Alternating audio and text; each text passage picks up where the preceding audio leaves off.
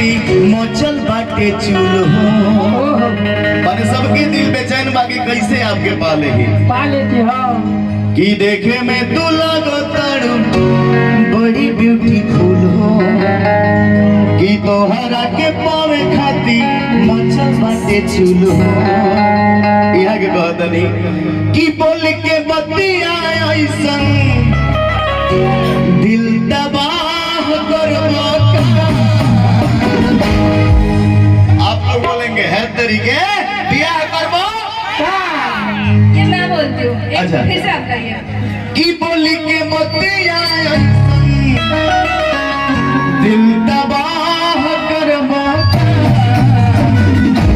हर तरीके बिहार करवा का बियाह करो गीता को तारा ऐसे जैसे लागे बियाह करबो।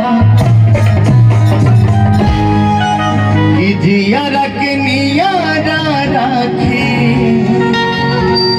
प्यार बेपनाह करबो।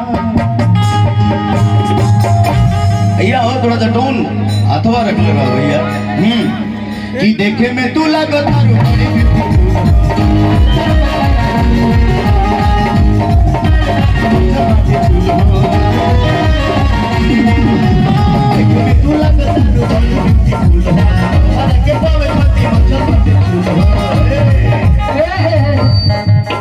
बोल के बतिया ऐसन तबाह करबो।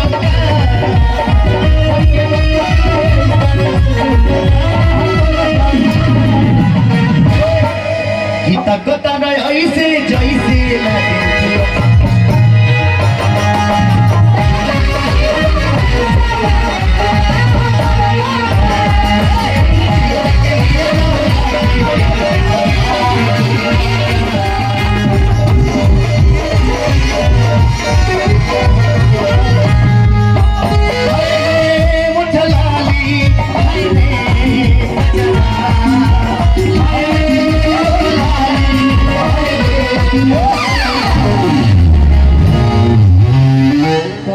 की हाय रे उठली हाय रे गजरा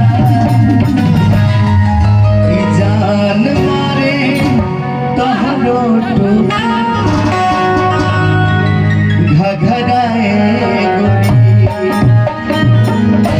हमारा संग चल तू पगराए गोरी